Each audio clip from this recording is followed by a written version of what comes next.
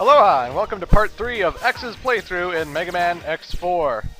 We're still going through Frost Walrus' stage, which gets all kinds of icy and all kinds of slippery, but luckily, we're already at the Maverick. This Maverick, of course, weak against Magma Dragoon's level. I am playing in the correct order. I would not play it otherwise, anyway else.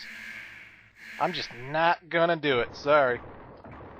Frost Walrus, again, looks exactly like Frost Man, only they put a fucking walrus head. On his body, rather.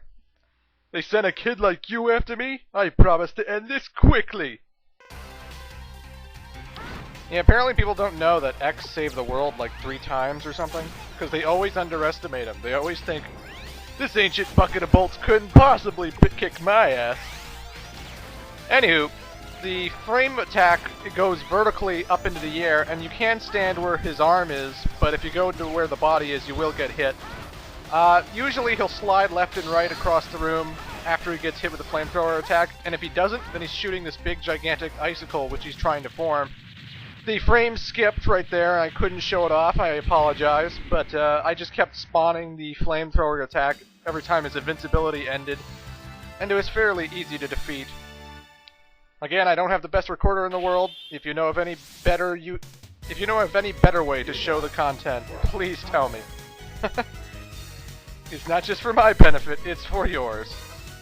Anyway, we get Frost Tower, which basically lets us create a big chunk of ice that can take out one good Maverick. And that Maverick is Jet Stingray.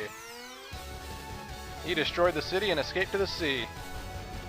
And oh, how I hate this level. I despise this level with a passion. You know, it's a scrolling jet bike sequence. Now some people will be like, oh shit, jet bike, I can't wait, this is gonna be super awesome, this is gonna be kick-ass. Well, I don't like it, I'm sorry. It's constantly scrolling. If you get caught up on a wall, you're going to die. If you fall in a pit, you're going to die. And enemies are constantly attacking you, so if your health runs out, you're also going to die. And guess what? Because of the Mega Man X, heart tank. Yeah, oh shit. I'm slowing down the footage to show you where the heart tank and sub-tank are, because there's a sub-tank here. But it's a pain in the ass when you first play it, because like, you gotta keep your eyes open, you know? And even then, every time I try and go and get a heart tank or a sub-tank, I always screw up because I have to dash when I'm in the air. Like if you push the dash button in the air, of course it makes you go dashing forward, and you'll be able to stay in mid-air for like a short period of time, but you can't really land where you want to. And if you dash into a wall, you're gonna be stuck on that wall, which is never fun. I think this is the only level of its kind where the Maverick actually appears before you fight him in the boss room. There's Jet Stingray flying around shooting shit at us. I do like the change of scenery in the second part of the level, though. And the good news about Jet Stingray's level is, like, it's hard as hell for me, but when you're done with it, it's over real quick. One of the quickest Maverick levels in the whole series. At this point, I dashed in the air. There's our sub-tank. And there's me getting caught on the wall and dying. Never fun, never fun. The good news about Jet Stingray's level, though, right before the Maverick, they give you this health container that fills your health to the max and lets you pretty much ready to fight him, which is a first, so that's all good. Don't worry about how badly you're getting hurt in the second part of the fight, or in the second part of the level, because you should be good. I'm impressed that you found me, but your search is over. Get ready, X! Jet Stingray has a very simple pattern. All you have to do is jump up into him, spawn the frost shield, and it'll hit his legs and freeze him. He'll fly up, and then he'll come right back down. And if you just time it correctly, you can just keep spawning it, and he'll keep running into it, and that's about it. It makes for a rather boring boss fight, but you're pretty much expected to win, so, you know. There you go. It's just boring because it doesn't take off that much health. And you have to keep doing it. But he won't attack you. So it's good.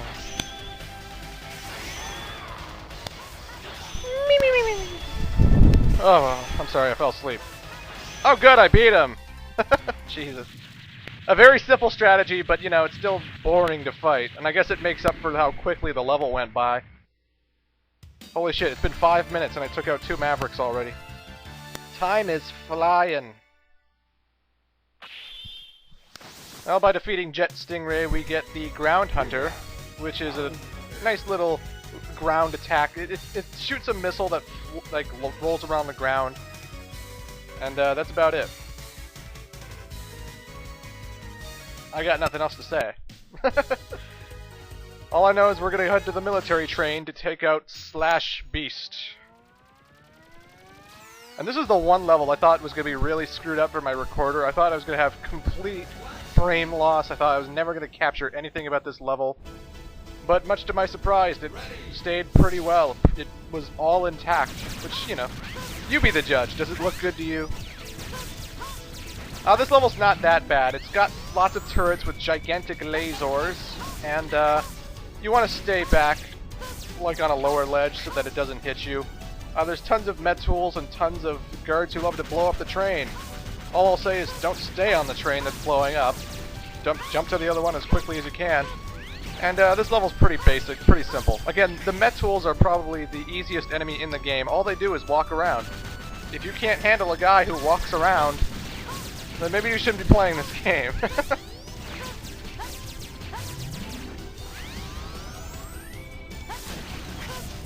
Other than that, though, it's a pretty basic level. You just go from train car to train car.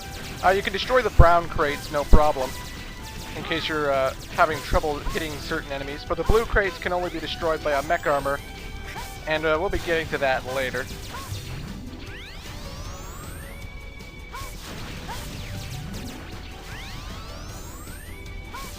And there's not much to be said about this level. It's pretty repetitive. You just do the same thing over and over again. And they keep destroying the train over and over again, you know? Eventually you will reach this sub-boss, though, and this train has 3 spikes that will try and hit you. When the fight starts off, attack the middle one immediately. Once the spike gets destroyed, then you can shoot the inside part, and once the inside part is destroyed, then the spike will never come out again. Because spikes will keep coming out until the insides are destroyed, right?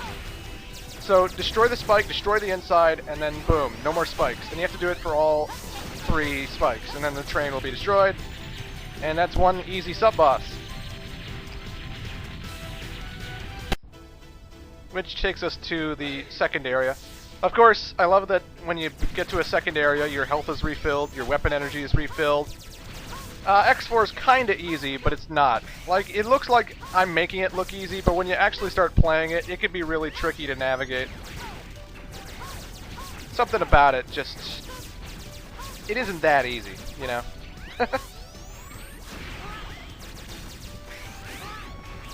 The mech enemies are rather annoying. They can shave off your health real damn quickly. But luckily, we got something that's going to protect our health from now on, and it's the mech armor. Good for slashing the blue crates, and it can also slash open the big trains inside as well. You just go to those brown trains, hit the side of them, and then the whole thing will just erupt in a big explosion, and you should find hidden items, including one heart tank. Though I think the heart tank is actually on top of the compartment, but anyway, there it is. Boom, our health is bigger. Everything is well in the world. It will get destroyed eventually, depending on how quickly you get hit, but otherwise, this is a pretty easy part. They can't damage you while you're in it. You'll just keep picking up health, because there's so many enemies that you can wail on with one hit. It's good for filling up your sub-tank that we got in Jet Stingray stage as well. Though, what's his face? Frost Walrus' stage has the best place to get health power-ups if you want to refuel your sub-tanks. I'll talk about that later since we need to come back for a certain item, but it's awesome.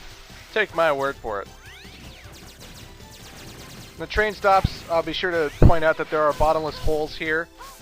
For some reason when I played this, I screwed up like 3 times. I didn't think there were holes at all. I just thought they were ground. I don't know what's wrong with my vision, but I'm an idiot. Otherwise, this level's just pretty damn repetitive. It's not hard. It's just kind of, you know, go to the next train and do this again. Go to the next train and do this again. But we'll see the Maverick in part 4.